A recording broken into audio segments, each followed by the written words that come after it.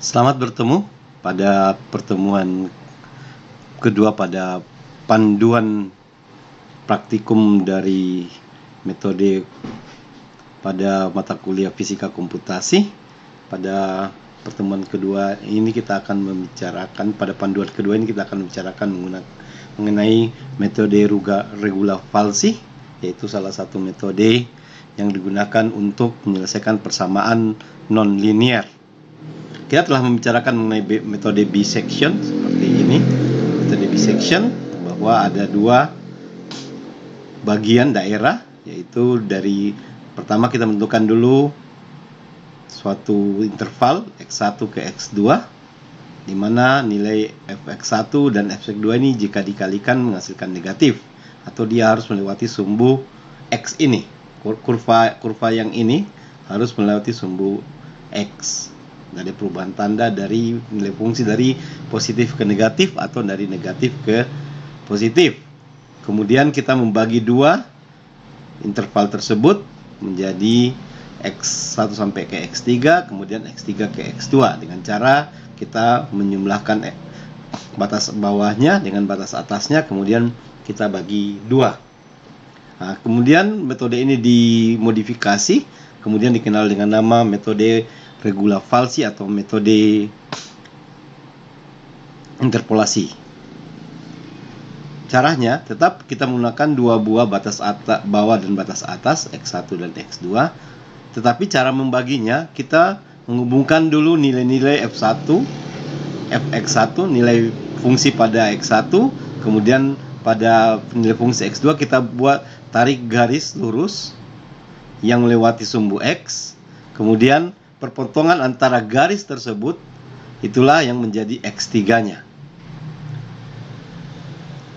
Nah, ini yang kalau di sini kan dibagi dua itu menjadi nilai x3-nya atau nilai tengahnya, tapi di sini x3-nya itu adalah garis yang dibuat antara nilai fungsi fx2 dengan fx1, kemudian ditarik garis lurus ini yang warna hitam, kemudian dia memotong sumbu x pada titik ini, jadi menjadi x3-nya.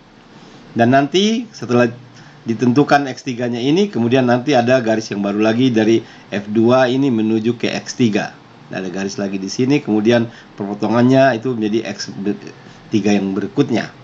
Kemudian cara menentukan nilai x3 adalah hasil perkalian dari x1 terhadap nilai fungsi x2, kemudian dikurangi dengan nilai x2 dikali dengan nilai fungsi x1 dibagi dengan selisih antara f2 dengan f1. Nilai fungsi di x2 dikurang nilai fungsi di x1. Seperti ini cara menentukannya. Bedanya di sini cara penentuannya dan langkah-langkahnya masih sama, dia akan berulang-ulang. Kemudian kita tetap akan menyelesaikan contoh persamaan non-linear dalam bentuk pangkat 3, yaitu x pangkat 3 ditambah x kuadrat min 3x min 3 sama dengan 0. Kita akan mencari berapa sih nilai x sehingga persamaan ini menjadi 0. Kita telah menghitung bahwa batas bawah yang kita pilih adalah 1 dan batas atasnya adalah 2 dengan kesalahan atau tingkat kesalahan 0,001 atau errornya 0,001. Jika error ini nilainya di bawah ini, maka iterasi atau perhitungan akan dihentikan. Kita membuat tabel seperti pada metode bisection. Ada x1 sebagai batas bawah, kemudian ada x2, kemudian nilai fungsi x1 dan x2, kemudian x3 untuk kita akan hitung menggunakan persamaan ini. Saya berikan dekat supaya kita bisa gini. Kita akan gunakan x3 menggunakan ini, kemudian kita cari nilai fungsi di x3, kemudian kita melakukan pengujian terhadap nilai f1, kita kalikan dengan nilai x3 bagaimana nilainya positif atau negatif, lebih dari 0 atau kurang dari 0. Kemudian kita cari nilai absolut dari fungsi fx3. Jika ini nanti nilainya kurang dari nilai error, maka proses akan dihentikan dan itulah nilai akarnya. Nanti di keterangannya hanya untuk menampilkan hasil perhitungan dari sini, apakah dilanjutkan atau berhenti. Ya, kita mulai. Dari sini kita masukkan, ini adalah perhitungan paling pertama, iterasi nomor 1. Ini x1 adalah masukan awalnya, berarti batas bawahnya sama dengan metode bisection. Kita mulai dengan tanda sama dengan, kemudian kita pilih ini, kemudian kita beri tanda dolar di sini dengan di antara huruf dan angka. Kemudian kita tinggal enter, kita dapatkan nilainya X1. Kemudian yang di X2 juga dengan cara yang sama, ketik ini sama dengan klik selnya, kemudian beri tanda dolar di antara huruf dengan angka ini, kemudian tinggal di enter atau di tab. Nah, kemudian kita mencari nilai fungsi di sini F1 dengan persamaan yang ini. Persamaannya saya geser ke bawah supaya mudah dilihat. Ini ya, kita masukkan bahwa ini sama dengan X1. Ini kita mulai bahwa X1 pangkat 3, kita mulai dengan sama dengan X1 pangkat 3, habis itu ditambah X1 pangkat 2, setelah itu dikurang, buka kurung, 3 kali X1, habis itu tutup kurung, dikurang dengan 3. Fokusnya pada ini ya, fokusnya pada yang di atas ini. Kalau yang di bawah ini, yang di kolom ini tidak begitu kelihatan, kita lihat fokus yang di atasnya. Setelah itu kita dapat, kemudian kita menghitung F2 dengan mudah, kita tinggal menariknya saja ke sini, dia sudah terhitung. Kita copy bagian ini ke sana, dapat, tidak semuanya ya. Kemudian kita menghitung X3-nya.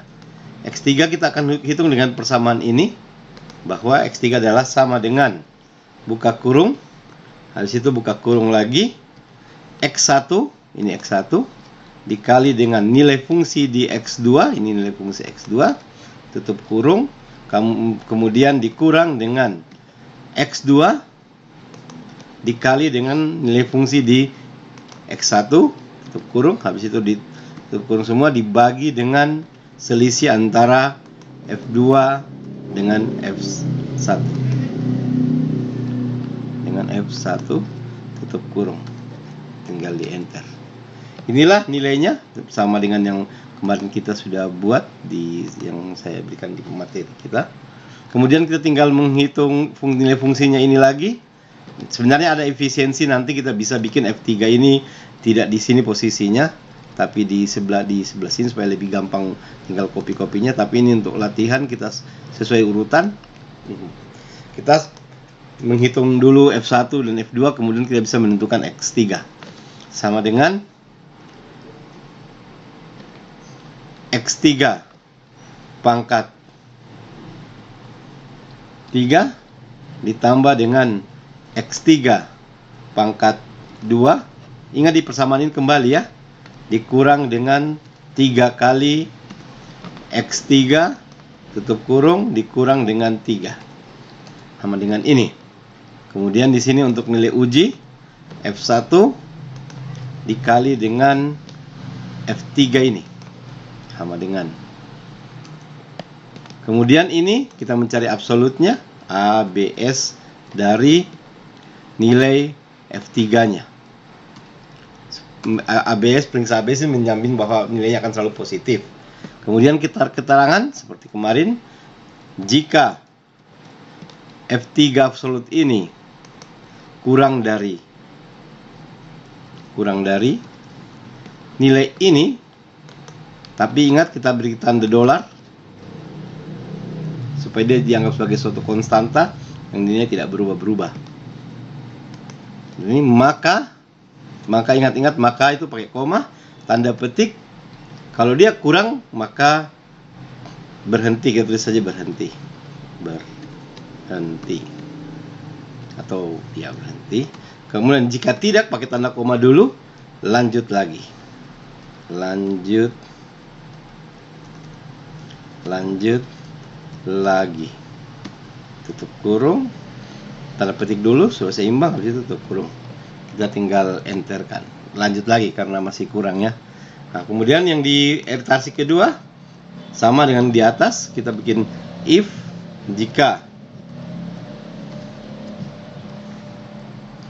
nilai ini positif, jika ini nilai positif, maka X3 ditaruh di sini. Kalau negatif, maka X1-nya tetap. Oh, ini ada kesalahan tanda. Ulangi dulu.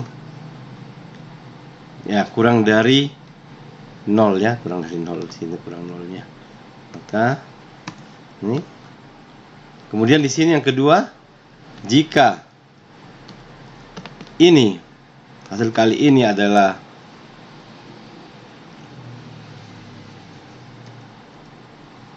kurang dari kurang dari 0, maka X3 ditetapkan, dan ini kalau lebih besar 2 ditetapkan.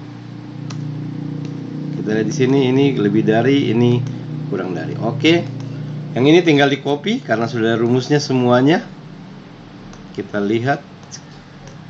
Nih, oh ternyata lanjut lagi. Kita copy di sini, yang ini saja. Kita buat pelan-pelan sampai ini kira-kira ada sudah berhenti di sini. Kita hapus yang baik, yang berhenti ini. Yang diberhenti yang pada pertama saja kita gunakan. Kemudian kita lihat ini. Dan nilai hasilnya adalah ini. Di sini terlihat bahwa dengan metode regula falsi, jumlah iterasi yang dilakukan lebih sedikit. Ini hanya 7 kali, sedangkan pada metode bisection kita sampai 13 kali. Kalau nilai angkanya ya mendekati ya, karena ini adalah pendekatan, jadi dia tidak bisa sama. Tapi inilah sudah mendekati nilai fungsi itu, nilainya 0. Kira-kira ini untuk metode yang kedua, metode regula falsi. Kita akan nanti beranjak ke metode yang ketiga dan keempat, yaitu Secant dan Newton-Raphson. Sekian dan terima kasih, semoga dapat dipahami.